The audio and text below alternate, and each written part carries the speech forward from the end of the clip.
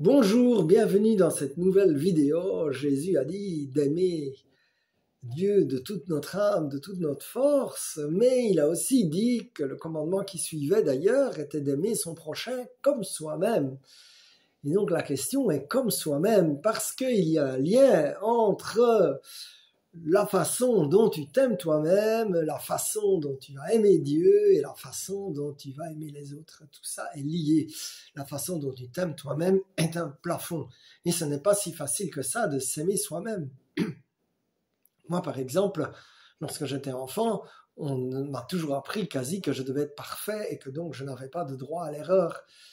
Et donc ça n'aide évidemment pas à faire confiance en soi et à bâtir un saint amour de soi. Je ne dis pas qu'il faut être arrogant, bien sûr, mais aussi je suis parfois étonné du nombre de gens qui réalisent vraiment de belles choses et qui ont une espèce d'humilité là, où les féliciter, ça les gêne, quoi. Et donc, comme je disais là, quand j'étais enfant, je devais être plus que parfait, en gros.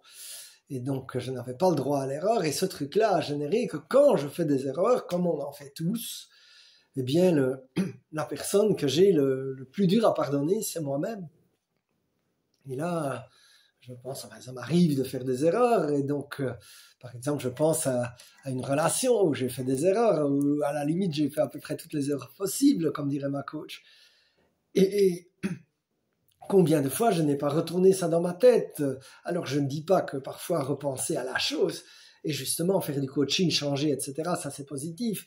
Mais il est aussi bon de se féliciter pour ses succès.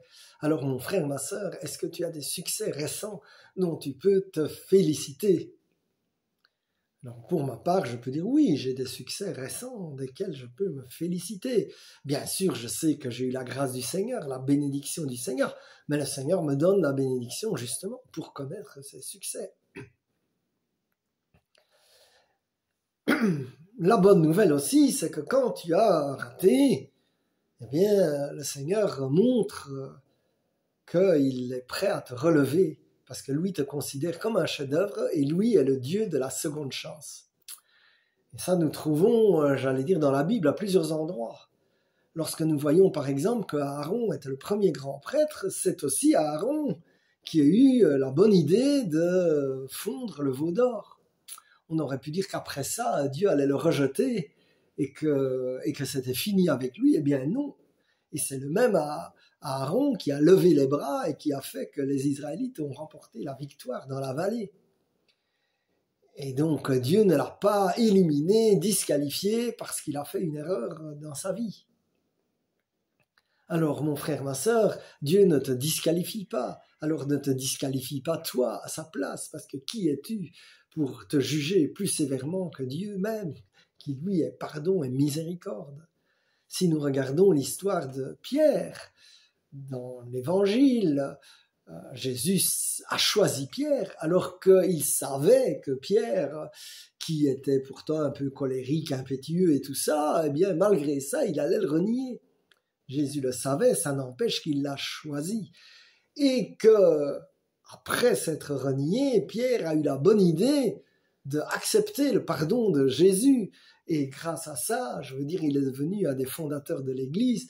Et donc, le fait de se pardonner lui a permis d'entrer dans sa mission. Alors, mon frère, ma sœur, est-ce que tu te pardonnes là où Dieu t'a déjà pardonné?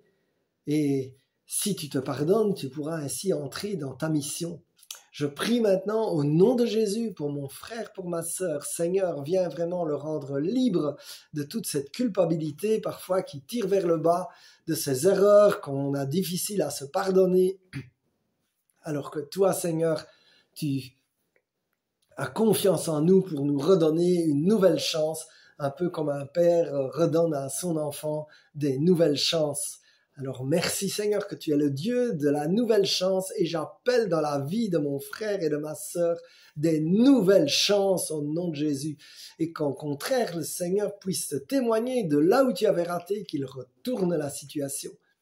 Je pourrais dire la même chose, par exemple, le nombre de fois que j'ai raté des interviews, par exemple. Eh bien, un jour, j'en ai réussi une et c'était la bonne, celle qui m'a permis d'avoir le travail que j'ai aujourd'hui. Alors, mon frère, ma sœur, je proclame cette bénédiction de la nouvelle chance. Peut-être que tu as gâché des relations, ça m'est arrivé aussi, par manque de discernement, par peur aussi du rejet ou de l'abandon. Eh bien, le Seigneur va te donner de nouvelles chances et de nouvelles relations et de nouvelles amitiés.